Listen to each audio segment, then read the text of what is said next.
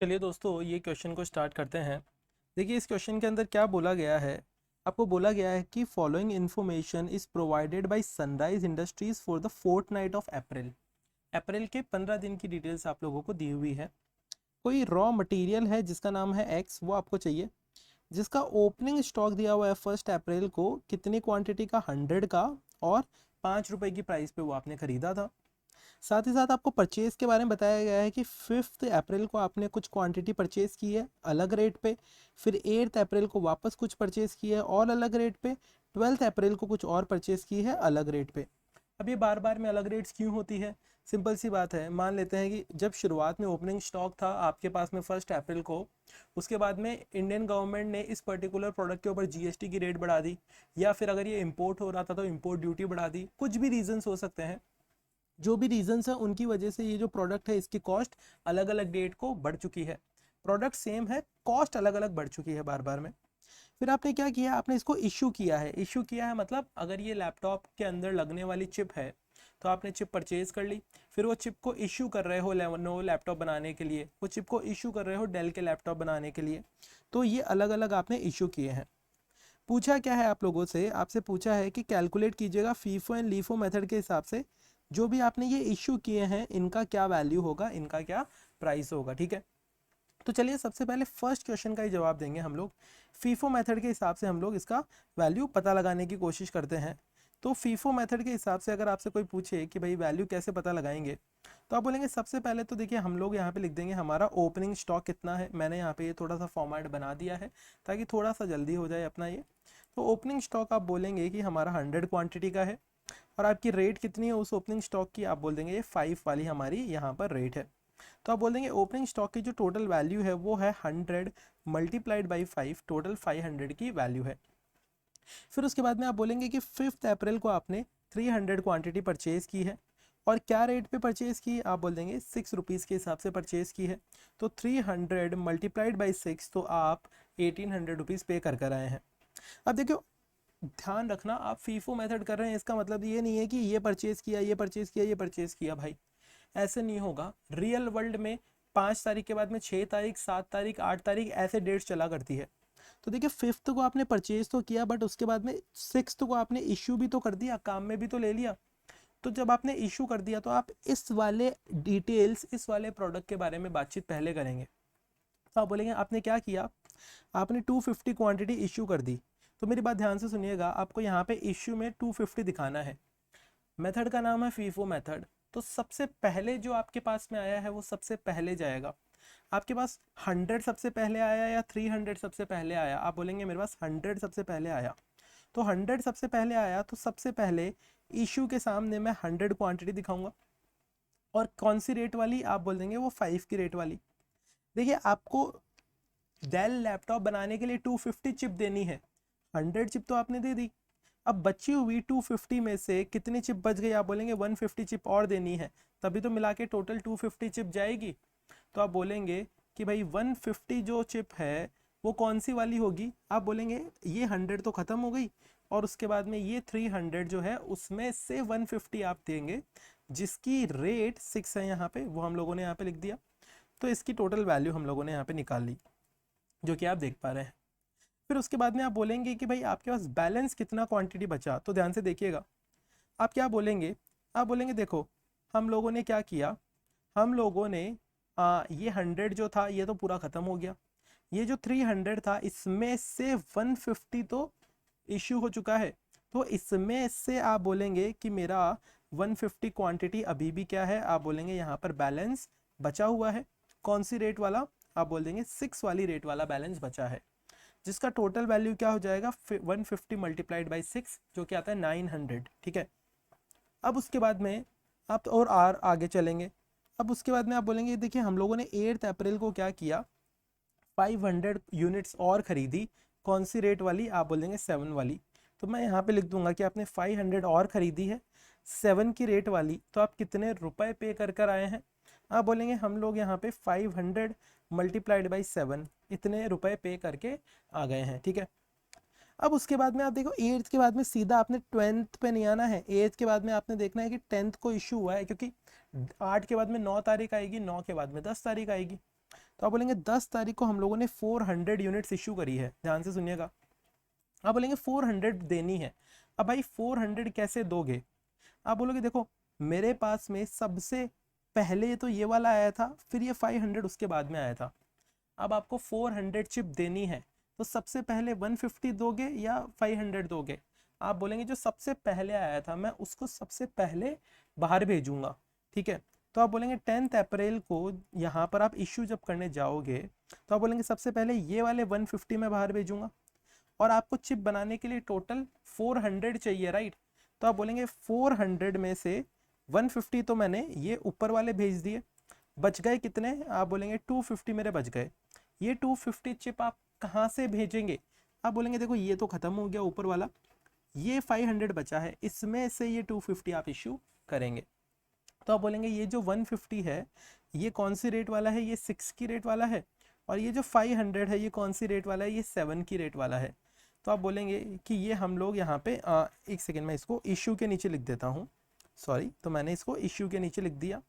आप बोलेंगे इन दोनों को जब मल्टीप्लाई करेंगे तो 150 मल्टीप्लाइड बाई 6 ये एक वैल्यू आ गई, ऐसे ही 250 मल्टीप्लाइड बाई 7 ये दूसरे की वैल्यू आ गई।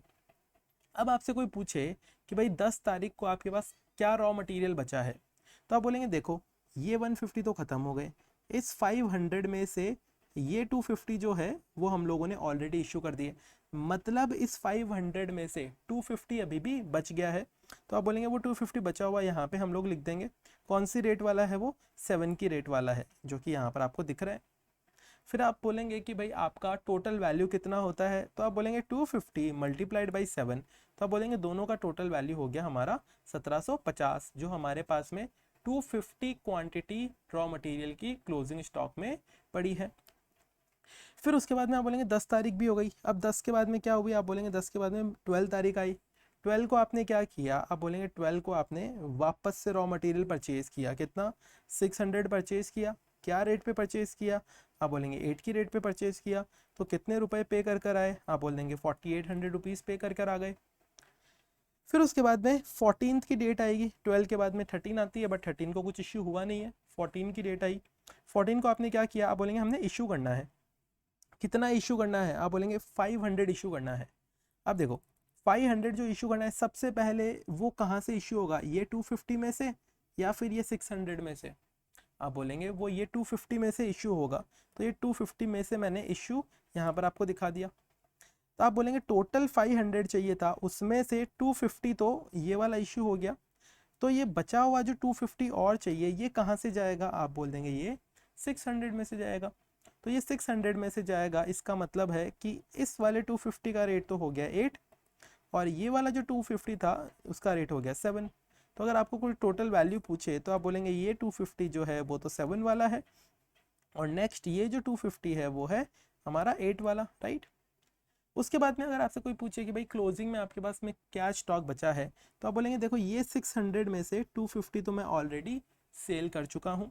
तो आप बोलेंगे ये 600 में से 250 आप ऑलरेडी सेल कर चुके हैं, तो आप बोलेंगे मेरे पास 350 स्टॉक बचा है। कौन सी रेट वाला? आप बोलेंगे 8 वाली रेट वाला। तो जब इन दोनों को मल्टीप्लाई कर देंगे हम लोग तो आपके पास में जो नंबर आएगा, आप बोलेंगे ये जो नंबर है ये मेरा क्लोजिंग स्टॉक का वैल्यू है। ये क्या है? ये 2800 आपकी क्लोजिंग स्टॉक का वैल्यू। कौन से मेथड के अंदर? आप बोलेंगे फीफो मेथड के अंदर। अब देखिए मेथड बड़ा है, मतलब सॉल्व करने में थोड़ा बहुत टाइम लग सकता है, बट अगर एग्जाम में आपके पास में कम टाइम है और आपको पूरा फाइनल आंसर चाहिए तो एक शॉर्टकट तरीका यूज़ कर सकते हैं। ऑल दो देखो पूरा प्रेजेंटेशन करते हैं तब अच्छे मार्क्स मिलते हैं, अगर शॉर्टकट यूज़ करते हैं तो थोड़े कम मार्क्स मिलते हैं, बट हाँ अगर टाइम कम है तो वो यूज़ कर सकते हैं। देखो टाइम कम है तो क्या सोच सकते हैं आप? ऐसा देखो यार, आप टाइम कम है तो ऐसा सोचो कि आपके पास में टोटल कितना रॉ मटेरियल आज तक आया, टोटल कितना रॉ मटेरियल पड़ा था। तो मैं लिख देता हूँ टोटल क्वांटिटी कितनी आई है आपके पास में। आप बोलेंगे देखो ओपनिंग में मेरे पास 100 पड़ा था, उसके बाद में 300 आपने परचेज़ कर लिया, उसके बाद में 500 भी आपने परचेज़ कर लिया, उसके बाद में 600 परचेज़ कर लिया। तो आप बोलेंगे टोटल मैंने 1500 क्वांटिटीज़ परचेज़ कर ली। अब आप बोलेंगे उसमें से कंज्यूम्ड या फिर इशूड कितनी हो गई आपकी? आप बोलेंगे देखो 250 मैंने यहाँ पर एक बार इशू कर दी, फिर आप बोलेंगे यहाँ पे मैंने 400 फिर वापस से इशू कर दी, और यहाँ पर मैंने 500 वापस से इशू कर दी, तो आप बोलेंगे टोटल इशूड मेरी 1150 हो गई। तो आप बोलेंगे मेरे पास टोटल सामान था, टोटल रॉ मटेरियल था 1500 का, उसमें से क्या किया 1150 आपने हटा दिया, तो आप बोलेंगे 350 क्वांटिटी बची है। अब देखो फीफो मेथड का मतलब क्या है, जो सबसे पहले आए वो खत्म होते जाएंगे, ठीक है। तो मतलब ये जो 350 बची है, ये कौन सी वाली बची होगी, जो सबसे लास्ट वाली है वही बची होगी, क्योंकि सबसे पहले वाले जो हैं वो सब तो खत्म हो गए होंगे। तो आप क्या बोलेंगे, देखो सबसे लास्ट में आपके पास में ये वाला रॉ मटेरियल आया था, क्योंकि सबसे पहले वाले खत्म हो गए होंगे। ये वाले रॉ मटेरियल में क्या रेट थी, आप बोलेंगे ये वाले रॉ मटेरियल में रेट थी 8 वाली, तो ये 350 को जब हम लोग 8 से मल्टीप्लाई कर देंगे तो वही 2800 आपका नंबर आ जाएगा, जो कि आपने यहाँ पर देखा था। तो आप बोलेंगे ये शॉर्टकट तरीके से भी कर सकते हैं, बट एग्जाम पर्सपेक्टिव से शॉर्टकट उतना एफिशिएंट नहीं रहता, आपको पूरा प्रेजेंट करना आना चाहिए। तो आई होप कि आपको ये फीफो मेथड तो समझ में आया होगा। अब देखो क्वेश्चन की रिक्वायरमेंट पूरी नहीं हुई है, ये बोलते हैं calculate value using FIFO of pricing issue. जो आपने इशू किया है ना, ठीक है, जो भी आपने इशू किए हैं उनका वैल्यू क्या है। तो देखो भाई सिंपल सी बात है, एक सेकेंड रुकना। आप बोलेंगे देखो भाई हम लोगों ने जो भी इशू किया है, यहाँ पर देखना आ, ये पूरा का पूरा जो है आपका कॉलम, जिसको मैं हाईलाइट कर रहा हूँ, यहाँ पे देखिएगा आप, मैं इसको एक सेकेंड हाईलाइट कर देता हूँ। ये आपका ये वाला जो पूरा का पूरा कॉलम है, ये कौन सा कॉलम है, आप बोलेंगे ये हमारा इशू वाला कॉलम है। कौन सा वाला, आप बोल देंगे ये इशू वाला कॉलम है। तो आप बोलेंगे ये भी इशू हुआ है, ये भी इशू हुआ है, ये भी इशू हुआ है। तो जितना भी आपने इशू किया है उन सब का टोटल वैल्यू कितना हो गया, तो आप बोलेंगे जितना भी हम लोगों ने इशू किया है सबका टोटल लगा लेंगे। तो सारे का सारा जितना भी इशू हुआ है उन सब का टोटल वैल्यू 17,800 हमारा हुआ है। इशू बोल दीजिए या फिर कंजम्पशन का वैल्यू बोल दीजिए, एक ही बात है। ये रिक्वायरमेंट हमारी पूरी हो गई है। अब फर्स्ट पार्ट में ही ये क्या बोलते हैं, लीफो मेथड से भी सेम चीज़ को कैलकुलेट कीजिए। तो चलिए दोस्तों यही चीज़ को हम लोग लीफो मेथड से भी कैलकुलेट करने की कोशिश करते हैं। आई होप कि आपको फीफो तो समझ में आया होगा, ठीक है। अब देखो लीफो मेथड का मतलब क्या हो गया, लास्ट इन फर्स्ट आउट। देखो डेट वाइज चलोगे तब आपका कभी भी गड़बड़ी नहीं होगा, बट अगर आप ऐसे सोचोगे जो सबसे लास्ट में है उसको सबसे पहले भेज दो, तब गलत हो जाएगा। ध्यान से डेट वाइज सोचेंगे, ठीक है। सबसे पहले आप लोग बोलेंगे कि भाई आपके पास में यहाँ पर स्टॉक कितना है, यहाँ पर आप बोल देंगे मेरे पास ओपनिंग में 100 क्वांटिटी पड़ी थी। कौन सी रेट वाली, आप बोल देंगे 5 की रेट वाली। तो टोटल मेरे पास में यहाँ पे 500 रुपीज़ का सामान पड़ा था। फिर उसके बाद में आपने फिफ्थ को 300 का परचेज़ किया, एंड उसकी प्राइस क्या थी, आप बोलेंगे उसकी प्राइस थी 6 रुपये। तो आप बोलेंगे यहाँ पर 300 मल्टीप्लाइड बाई 6, ये उसकी प्राइस हो गई। फिर आप बोलेंगे 5 के बाद में 8 तारीख नहीं आएगी भाई, 5 के बाद में 6 आएगी, तो 6 को आप इशू करेंगे। अब देखो इशू करते टाइम पे आप कौन सा वाला सबसे पहले इशू करोगे, ये 100 वाला सबसे पहले इशू करोगे या ये 300 वाला। लीफो मेथड का मतलब ये है कि जो सबसे लास्ट में आया, जो सबसे आखिर में आया, उसको सबसे पहले भेजोगे। तो 100 सबसे लास्ट में आया या 300, आप बोलेंगे 300 सबसे लास्ट में आया, तो 300 को सबसे पहले भेजेंगे। बट भाई 300 पूरा भेजोगे या यहाँ पे सिर्फ 250 ही भेजना है, आप बोलेंगे इशू तो 250 ही करना है। तो आप बोलेंगे ये 250 आप इशू कर दोगे, इस 300 में से ये 250 आप इशू कर दोगे। और कौन सी रेट पे इशू करोगे, किधर है, आप बोलोगे ये वाला जो रेट है हमारा 6 वाला, उस रेट पे इशू कर देंगे। तो इशू का टोटल वैल्यू क्या हो जाएगा, ये हो जाएगा 250 मल्टीप्लाइड बाई 6, ये टोटल इशू का वैल्यू हो गया। फिर उसके बाद में आप बोलोगे 6 तारीख के बाद में क्या हुआ, आप बोलेंगे उस 6 तारीख के बाद में हम लोग अगर शाम को देखेंगे हमारे क्लोजिंग स्टॉक के बारे में, तो ध्यान से सोचना। देखो ये 300 में से 250 तो क्या हो गया, आप बोल देंगे वो इश्यू हो गया। मतलब आप बोल देंगे 50 तो आपका इस 300 में से बच गया, जिसकी प्राइस क्या है, जिसकी प्राइस है 6, जो कि यहाँ पर लिखी है। ऐसे ही आप बोलेंगे ये 100 तो था, ये तो अभी भी अनटच्ड है, अभी तक काम में ही नहीं आया। तो आप बोलेंगे ये 100 भी मेरे पास बचा हुआ है, कौन सी प्राइस वाला, आप बोल देंगे 5 रुपीज़ वाला।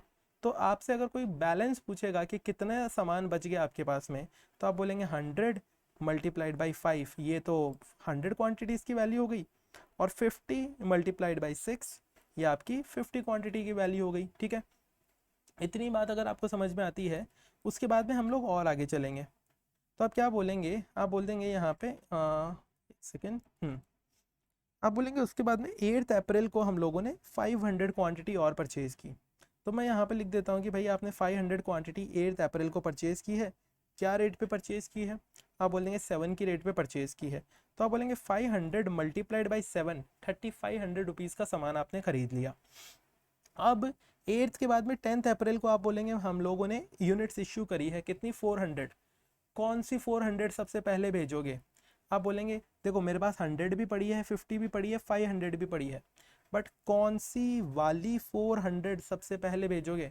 आप बोलेंगे भाई इस 500 में से जो होगी ना 400 वो सबसे पहले भेजेंगे, क्योंकि सबसे लास्ट में ये वाला 500 ही हमारे पास में आया है, ठीक है। तो आप बोलेंगे ये वाली भेज दी। क्या रेट पे भेजोगे, आप बोलेंगे ये 7 की रेट पे भेज देंगे। तो इसका अमाउंट कितना आ जाएगा, आप बोल देंगे 400 मल्टीप्लाइड बाई 7, तो ये इसका वैल्यू आ गया। अब आपसे 10th अप्रैल को कोई पूछे कि भाई आपके पास क्लोजिंग स्टॉक में कितना सामान पड़ा है, कितने रुपए का, तो देखो ये 500 जो है उसमें से ये 400 तो पहले ही आपका ख़त्म हो गया। तो आप बोल देंगे मेरे पास 100 तो बच गया, कौन सा वाला, 100 तो बच गया 7 वाला। उसके अलावा आप बोलेंगे देखो ये 50 भी आपके पास बचा हुआ पड़ा है, कौन सी रेट वाला, 6 की रेट वाला। ऐसे ही ये जो 100 पड़ा है ये भी बचा हुआ पड़ा है, कौन सी रेट वाला, 5 की रेट वाला।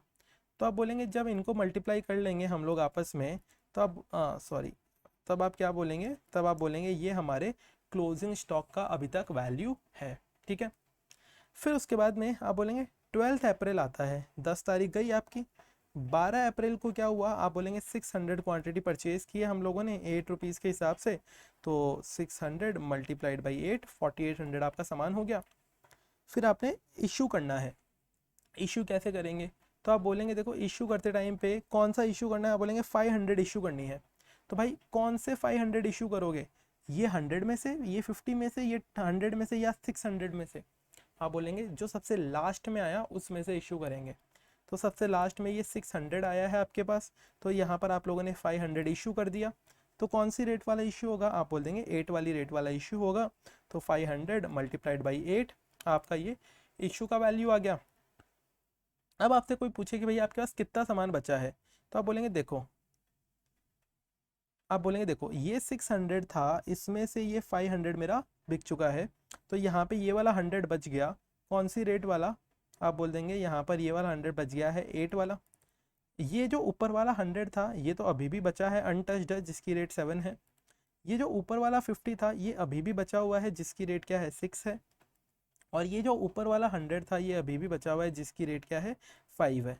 तो इन सभी को जब आप आपस में मल्टीप्लाई करोगे 100 मल्टीप्लाइड बाई 5, ऐसे ही आप बोल देंगे दूसरा जो होगा आपका 50 मल्टीप्लाइड बाई 6, ऐसे ही आप बोल देंगे तीसरा जो होगा हमारा 100 मल्टीप्लाइड बाई 7, एंड लास्ट होगा 100 मल्टीप्लाइड बाई 8। जब आप इनको सॉल्व करोगे तो आप बोलेंगे इन सब का टोटल जो आता है 2300, ये क्या है, आप बोलेंगे ये हमारे क्लोजिंग स्टॉक का वैल्यूएशन है 2300। कौन से मेथड के अंदर, आप बोल देंगे लीफो मेथड के अंदर हमारी ये इन्वेंट्री का वैल्यू है।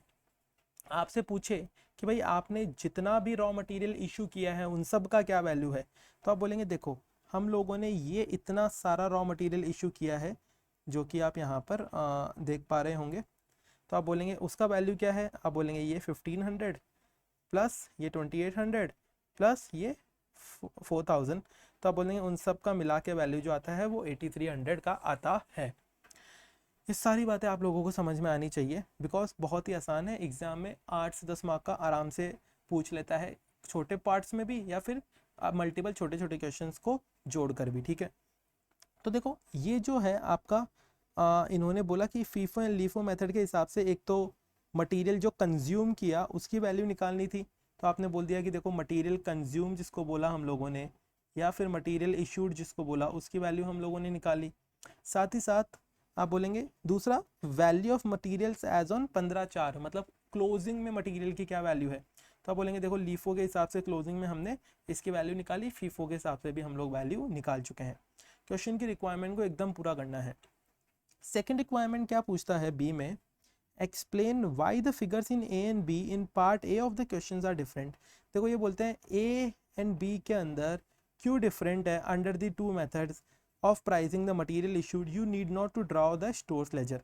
अब ये वाई का रीज़न पूछ रहे हैं। देखिए वाई का रीज़न एक डिस्क्रिशनरी रीज़न है, बहुत सारे है ना मल्टीपल आंसर्स हो सकते हैं, क्योंकि ये सब्जेक्टिव मैटर हो गया कि सब लोग अलग अलग तरीके से आंसर्स दे सकते हैं। मैं आपको थोड़ा डिस्क्राइब करूंगा हल्का सा, उसको आप एग्जाम में जाके थोड़ा डिटेल में लिख दीजिएगा, आपको पूरे मार्क्स मिल जाएंगे। यहाँ पे क्या बोलता है कि भाई क्यों डिफरेंस है दोनों मेथड में। तो देखो भाई सीधी सी बात है, लीफो मेथड के अंदर क्या हो रहा है, लीफो में जो सबसे लास्ट में आ रहा है वो सबसे पहले जा रहा है। तो अगर सबसे लास्ट में सबसे महंगा आइटम आया है, ठीक है, तो वो सबसे पहले निकल जाएगा, तो वो महंगा होगा, ठीक है। और आप बोलेंगे फीफो मेथड में सबसे पहले जो आया था वो सबसे पहले चले जाएगा। तो उस केस में क्या होगा, अगर सबसे पहले जो आइटम आया था वो सस्ता था, तो सबसे पहले जो निकलेगा वो सस्ता ही निकलेगा। तो रेट्स में डिफरेंस क्यों होता है, बिकॉज देखो रेट्स में डिफरेंस का रीज़न तो सिंपल है, गवर्नमेंट की पॉलिसी चेंज हो जाती है, कई बार एक चीज़ 5 रुपए की मिल रही है फिर वो बाद में 7 रुपए की मिल रही है, पॉसिबल है। बट लीफो एंड फीफो के अंदर क्या होता है कि जब कभी लीफो के अंदर बाद वाले रॉ मटेरियल्स पहले इशू हो जाते हैं, लीफो मेथड के अंदर बाद वाले रॉ मटेरियल्स पहले इशू हो जाते हैं, तो पुराने वाले रॉ मटेरियल्स बच जाते हैं पुरानी प्राइस पे। इसकी वजह से क्या होता है, इन्वेंट्री के वैल्यूएशन में डिफरेंसेस आते हैं, ठीक है। तो आई होप कि आपको ये बात समझ में आई होगी। इसको थोड़ा सा सोचेंगे ना आप लोग कि बाद वाला पहले वाला ये क्या बोल दिया इसने, बट उस पर चिंतन मनन करेंगे, इवेल्युएट करेंगे, आपको पूरी बात समझ में आ जाएगी और आप उसको आसानी से एग्जाम में भी लिख सकते हैं। तो आई होप कि आपको ये क्वेश्चन समझ में आया होगा कैसे हैंडल करना है, and thank you for giving your time.